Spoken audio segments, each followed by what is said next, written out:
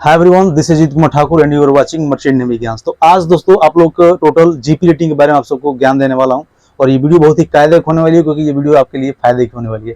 आज हम merchant navy के एक ऐसे कोर्स के बारे में आपको जानकारी देने जा रहे हैं जिसको आप अगर सुन लिए, देख लिए ना, इसमें जाने से पहले आप एक तो सबसे पहले आपको फुल जानकारी हो जाएगा और आप जाएंगे तो कोर्स के बारे में अच्छे से पहले इसे ही जान जाएंगे तो आपको करने में भी अच्छा रहेगा, ठीक ना। बहुत सारे लोग आज के डेट में जीपी रेटिंग कर रहे हैं क्योंकि ये 6 मंथ का कोर्स होता है और आज इसी में आपको बताने जा रहा हूँ कितनी बुक्स होती है और क्या क्या आपको जानकारी इसमें होता है और क्या क्या पढ़ाया जाता है, क्या क्या लिखाया जाता है, टोटल जानकारी देने वाला हूँ। साथ साथ बहुत सारे हमारे भाई लोग जो होते हैं कमेंट में ये पूछ रहे थे कि अजीत भाई ये बताइए कि अगर मान लिया कि 6 मंथ का हम कोर्स कर रहे हैं, अगर 6 मंथ में अगर मान लिया कि एग्जाम दिए, एग्जिट एग्जाम दिए और उसमें फेल हो गए तो क्या हमें 6 मंथ और हमें कॉलेज में पढ़ना पड़ेगा क्या, ये पूछ रहे थे। और बहुत सारे और अगर मान लीजिए अगर अटेम्प्ट भी होता होगा तो कितना अटेम्प्ट होता होगा, आज टोटल कितने अटेम्प्ट आपको पेपर देना पड़ेगा अगर आप फेल हो जाते हैं तो, अगर टोटल मतलब इसके बारे में फुल आपको जानकारी देने वाले तब तक आप बने रहे, ठीक ना। सबसे पहले आपको बता दूं कि अगर आप जीपी रेटिंग करना चाहते हैं तो मान लें कि बहुत सारे डीजी अप्रूव्ड कॉलेज है अपने इंडिया में, तो हर एक किसी भी कॉलेज कर लेंगे तो नहीं होगा, ठीक ना। अगर आप एक 4 कॉलेज के, मैं आपको ज्यादा नहीं बस 4 कॉलेज के नाम मैं आपको बताने जा रहा हूं, अगर ये 4 कॉलेज अगर आपको जीपी रेटिंग के लिए मिल गया तो सोचिए कि आपकी लाइफ 100% सेट है, ठीक है ना। क्योंकि जो मैं कॉलेज के नाम बताने जा रहा हूँ इसमें क्या है ना कि 99% चांस होता है प्लेसमेंट का। सबसे पहला होता है नूसी गोवा, ठीक ना। अगर इस कॉलेज में अगर आपको प्लेसमेंट मिल गया नूसी गोवा में, ठीक ना, नूसी गोवा ये जो कॉलेज है, ठीक ना, इसमें आपको अगर प्लेसमेंट मिल गया तो सोचिए कि आपकी लाइफ मतलब इसमें 99% क्या होता है ना कि इसमें प्लेसमेंट के चांस होता है, ठीक ना। और दूसरा होता है ग्रेट ईस्टर्न,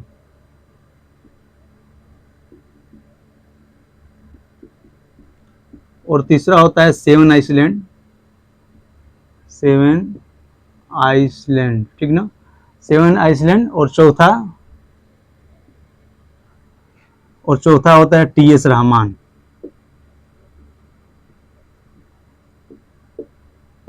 ठीक ना। अगर देखिए ये नूसी Goa, great eastern, seven island और टीएस रहमान, अगर ऐसे कॉलेजों से अगर आपका क्या है ना कि अगर आपको चयन होता है ऐसे कॉलेजों में, अगर आप एग्जाम देते हैं, अगर ऐसे कॉलेजों में अगर सिलेक्शन हो जाता है आपका, इसमें 99% चांसेस है कि आपको बड़ी इसमें कैंपस सिलेक्शन होगा और वो आपको उठाकर डायरेक्ट आपको सीट पर कर दिया जाएगा। मतलब आपको इसमें 100% 99% चांसेस है कि आपको प्लेसमेंट मिलेगा ही मिलेगा, ठीक ना। इसमें से मतलब 2 में क्या होता है कि थोड़ा सा मतलब आईटीआई वगैरह अनिवार्य होता है, ठीक ना। इसके बारे में कभी हम पूरा फुल वीडियो में समझाएंगे। और ये समझिए कि ये कोशिश करना है कि इन 4 कॉलेज मिले। अगर आप सोच रहे हैं कि ठीक है भाई मैं थोड़ा सा पढ़ने में तेज नहीं हूँ, मुझसे एग्जाम नहीं निकल सकता, तो इसका भी बहुत सारे उपाय है। क्योंकि अगर आप चाहते हैं कि मुझसे जीपी रेटिंग करना चाहते हैं पर आपको डर है कि आपसे एग्जाम नहीं निकल सकता, तो अपने इंडिया में बहुत सारे डीजी अप्रूव्ड मतलब मर्चेंट नेवी कॉलेज है, ठीक ना। डीजी अप्रूव्ड बहुत सारे कॉलेज हैं जिसमें आप चाहें तो आप जाकर उसमें जीपी रेटिंग कर सकते हैं। जनरल पर्पज रेटिंग होता है, जीपीआर का फुल फॉर्म। आप चाहते हैं तो किसी भी चाहेंगे तो आप किसी भी मतलब डीजी अप्रूव्ड कॉलेज से जाकर आप जीपी रेटिंग कर सकते हैं। बट क्या होगा, और इन फिर से क्वेश्चन ये उठता है कि अगर क्या होगा इन चारों कॉलेज में अगर सिलेक्शन नहीं हो पाया तो, इन चारों कॉलेज में सिलेक्शन नहीं हो पाया तो आप दूसरे डीजी अप्रूव्ड कॉलेज से करेंगे। और क्या होगा कि थोड़ा सा क्या होगा, थोड़ा सा मुंबई के धक्के होकर खाने पड़ेंगे, एजेंट के पीछे भागना पड़ेगा, ठीक है। और भी क्या होगा, थोड़ा सा संघर्षफुल आपकी लाइफ हो जाएगी। बट इन कॉलेजों में प्लेस मिलने से आपकी लाइफ ज्यादा संघर्षफुल नहीं होगी, बस एग्जाम निकालने तक क्या होता है कि थोड़ा सा लाइफ संघर्ष रहती है। अब आगे की हम बात करेंगे, ठीक ना। अब देखिए जनरल पर्पज रेटिंग जो जीपी रेटिंग होता है, ये एक साल में इसका 2 बैच होता है, ठीक ना। एक साल में कितने बैच होता है, 2 बैच होता है इसका। एक साल में दो बैच होता है। एक बैच होता है आपका जनवरी से लेकर, ठीक ना, 1 जून तक होता है। और दूसरा जो बैच होता है जुलाई से लेकर दिसंबर तक। ध्यान दीजिए बात को, ठीक ना। इसमें 2 बैच होता है जीपी रेटिंग में। पहला होता है जनवरी से लेकर जून तक और जुलाई से लेकर दिसंबर तक। ऐसा नहीं होता है कि 15 जनवरी से जाना है, ठीक ना, ऐसा कुछ नहीं होता है। जनवरी मतलब 1 तारीख से स्टार्ट होगा और जून होते होते इसका एग्जाम वगैरह देकर एग्जीट खत्म कर दिया जाएगा। फिर जो जुलाई से बैच स्टार्ट होता है वो 1 ही जुलाई से स्टार्ट होता है, 20 से स्टार्टिंग नहीं होता है, जहां तक मुझे पता है, ठीक ना। और ये सा होता है। बाकी इसमें आपको बता दें कि इसमें 2 बुक्स लगाई जाती हैं। अगर आप ये जीपी रेटिंग करने जाएंगे तो मात्र आपको 2 ही बुक्स पढ़नी रहती है। पहली जो बुक होती है वो होती है एमईके की, और जो दूसरी बुक होती है वो होती है जीएसके की। ध्यान दीजिए बातों को, ठीक ना। एमईके मतलब होता है मरीन इंजीनियरिंग नॉलेज, मरीन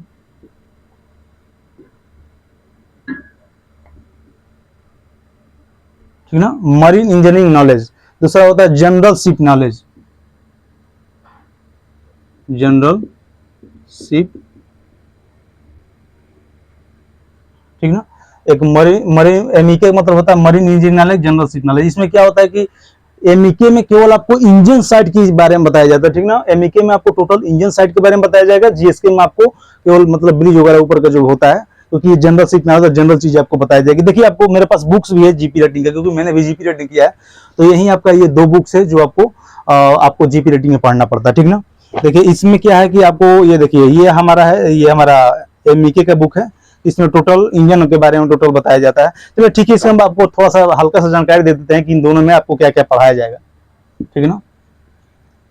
देखिए आप जाएंगे जीएसके वगैरह में, एमईके में जाएंगे तो सबसे पहले एमईके में आपको क्या क्या पढ़ाया जाएगा। एमईके में आपको बताया जाएगा आईएलआर क्या होता है, प्यूरिफायर क्या होता है, IL separator, IL water separator इसमें पढ़ाया जाएगा, सीवेज ट्रीटमेंट प्लांट के बारे में बताया जाएगा, इसमें पढ़ाया जाएगा। फिर से आपको बॉयलर के बारे में, ठीक ना। फिर से अगर आप इसमें क्या होता है वर्कशॉप भी होता है, एमईके में जाएंगे तो ये चीज होता है। और मतलब इसमें मेन इंजन के बारे में बताया जाता है। इसमें क्या होता है कि एमईके के बारे में टोटल मेन इंजन के बारे में बताया जाएगा, मेन इंजन क्या होता है, 2 स्ट्रोक क्या होता है, 4 स्ट्रोक क्या होता है, ठीक ना।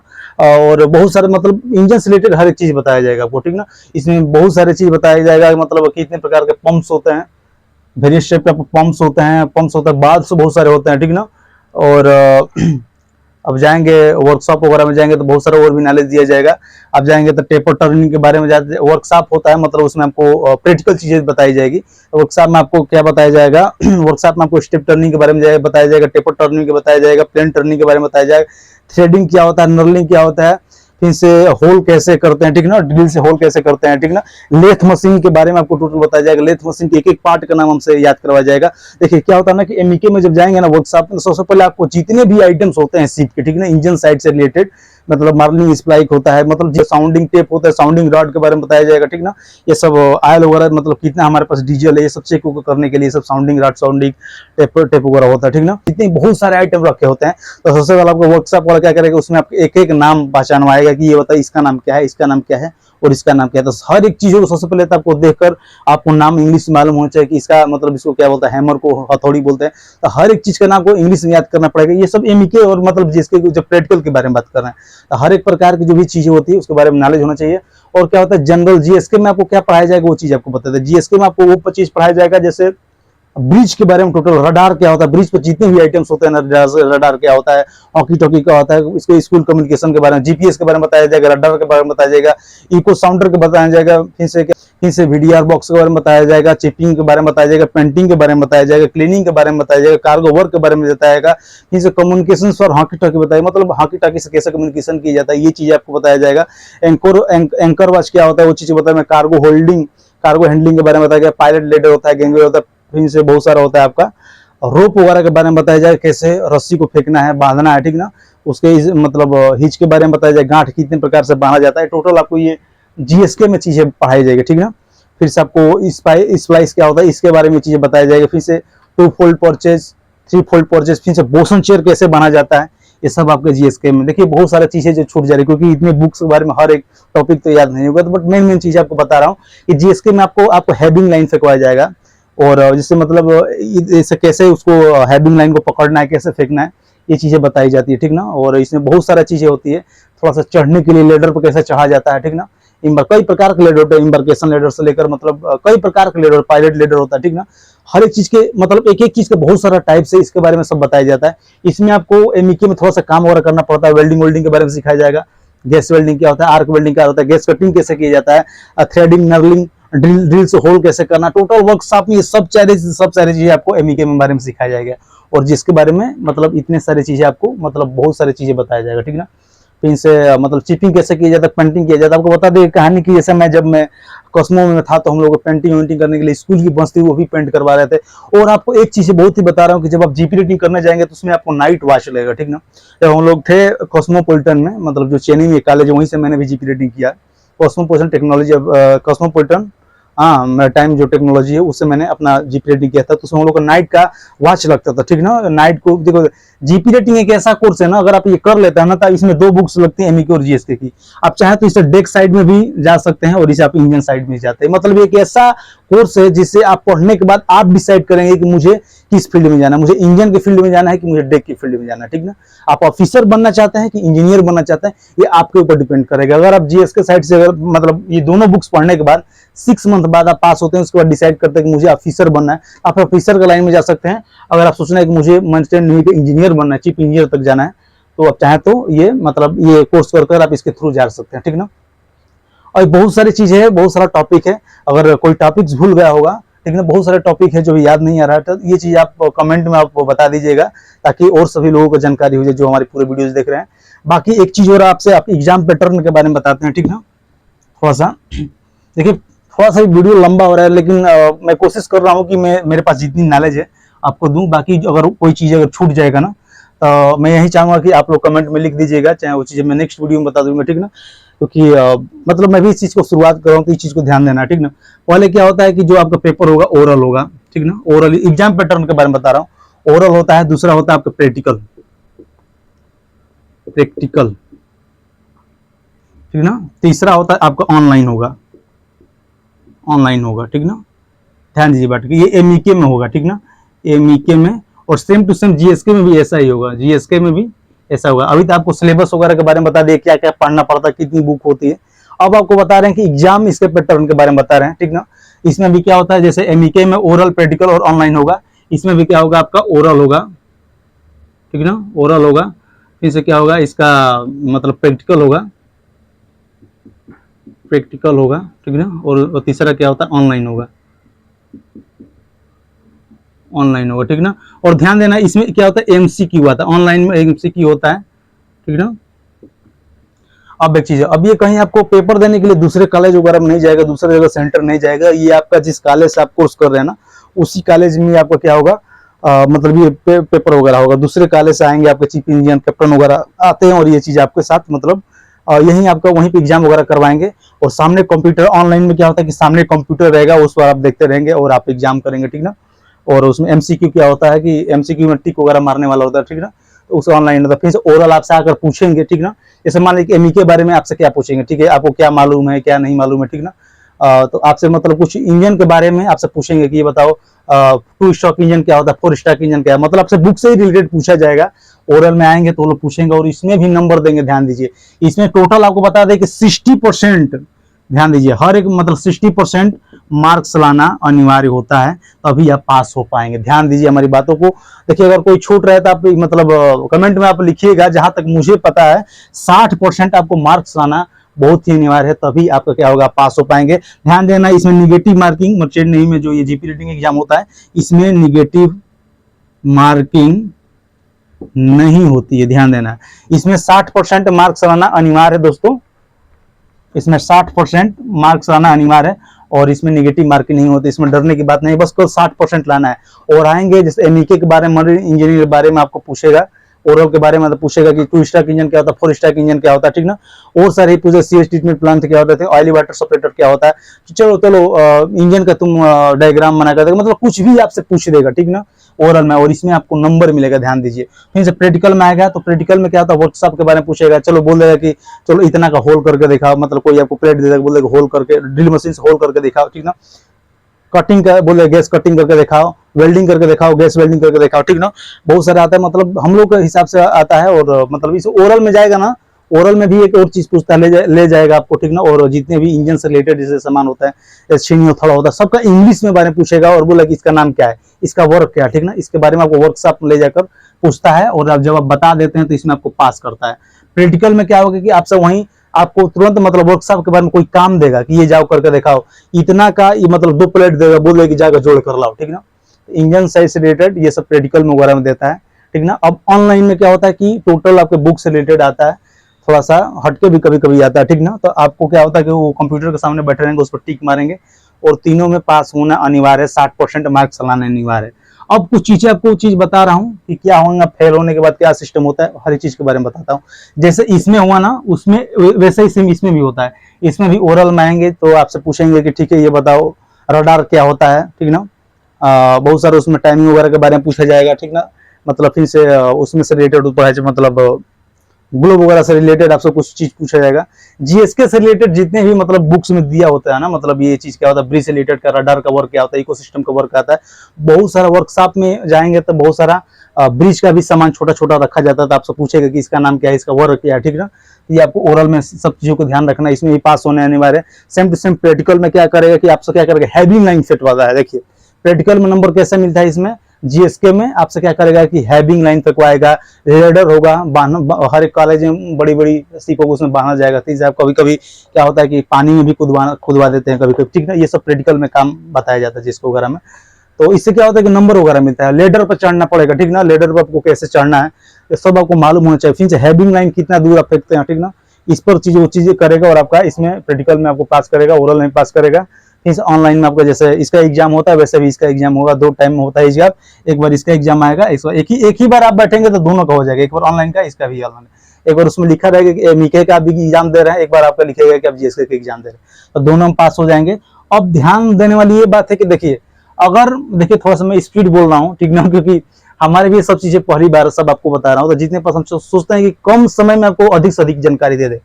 अब देखिए अगर आप ओरल में पास हो गए, ध्यान देना हमारी बातों को, ठीक ना। देखिए अगर आप ओरल में पास हो गए, ठीक ना, ध्यान दीजिएगा, अगर इसमें फेल हो गए और इसमें पास हो गए, अगर ओरल में फेल हो गए, ओरल में पास हो गए, प्रैक्टिकल में फेल हो गए और ऑनलाइन में पास हो गए, फिर भी आपको ये दोनों एग्जाम देना पड़ेगा, ठीक ना। अगर आप इसमें क्या कहेंगे फेल हो गए और इसमें पास हो गए और इसमें भी पास हो गए, फिर भी आपको दोनों एग्जाम देना पड़ेगा। ध्यान दीजिएगा, एक बार ओरल में फेल हो गए और प्रैक्टिकल में, एक बार ओरल में पास हो गए और इसमें फेल हो गए, इसमें पास हो गए, तो दोनों का देना पड़ेगा। और ओरल में फेल हो गए, प्रैक्टिकल में पास हो गए, इसमें भी पास हो गए, फिर भी ये दोनों को देना पड़ेगा। अगर इन दोनों में पास हो गए और इसमें अगर फेल हो गए तो सिर्फ ऑनलाइन देना पड़ेगा, ये सब चीजें नहीं दिया जाता है।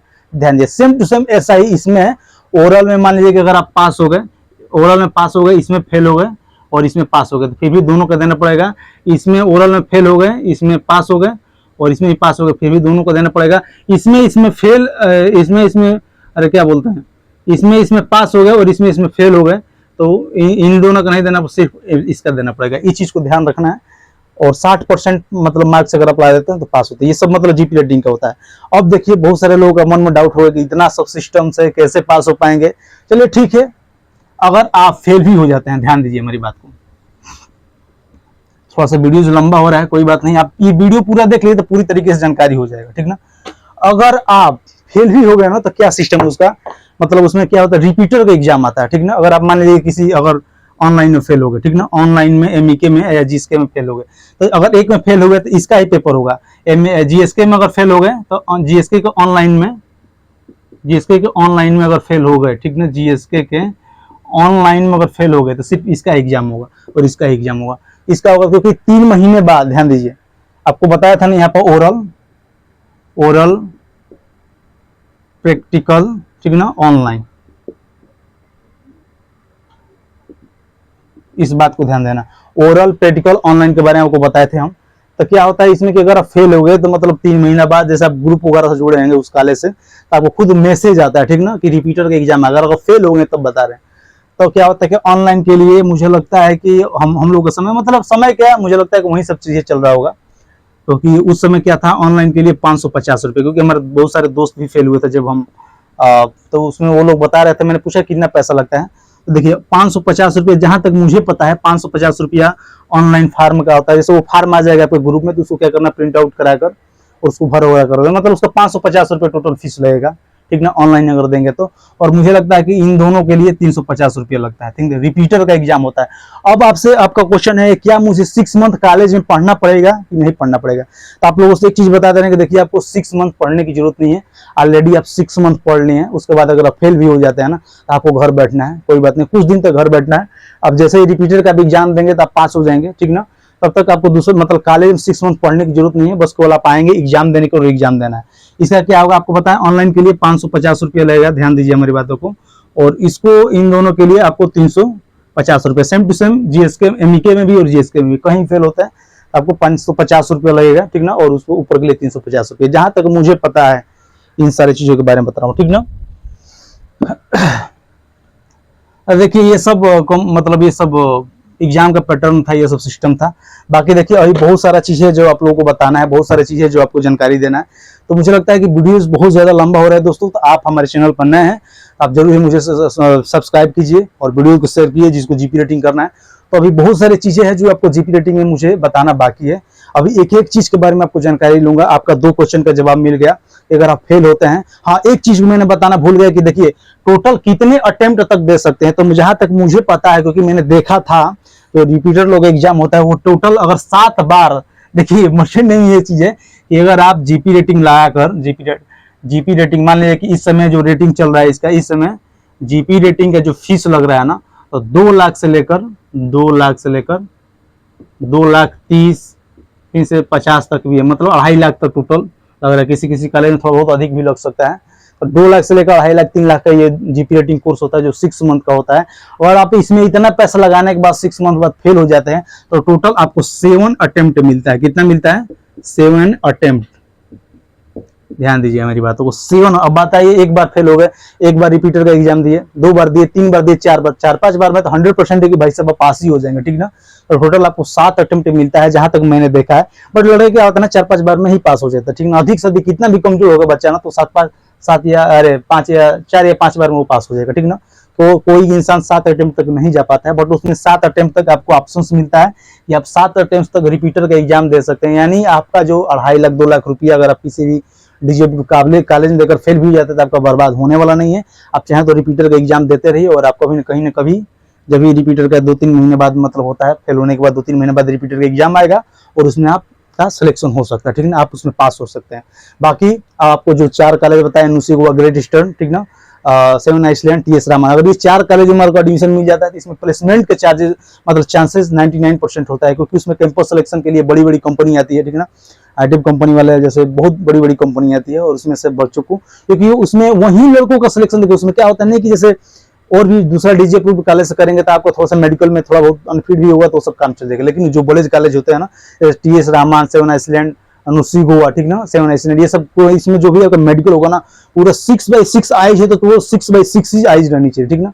उसमें इधर उधर से कहीं से भी आप मेडिकल नहीं करा सकते हैं। तो बहुत सारी ऐसी चीजें हैं, ठीक ना। और बहुत सारी चीजें आपको बतानी है, तो आप हमारे चैनल पर बने रहिए। अगर आप नए हैं तो भाई साहब मैं यही कहूँगा कि हमारे चैनल को सब्सक्राइब कीजिए, क्योंकि मर्चेंट नेवी से रिलेटेड हर एक प्रकार की वीडियोज मिलती रहेगी। अगर देखिए हर इंसान से गलती होता है, और मुझे नहीं लगता कि मैंने कहाँ गलती किया है, लेकिन अगर आपको कहीं लगता है कि कहीं ना कहीं अगर मिस्टेक है तो आप हमारे कमेंट में जरूर बताइएगा। मैं चाहूंगा उस चीज़ को सुधार करने के लिए नेक्स्ट वीडियो में। बाकी फिर से मिलते हैं, धन्यवाद आप सभी लोगों का देखने के लिए वीडियो। चलिए, जय हिंद।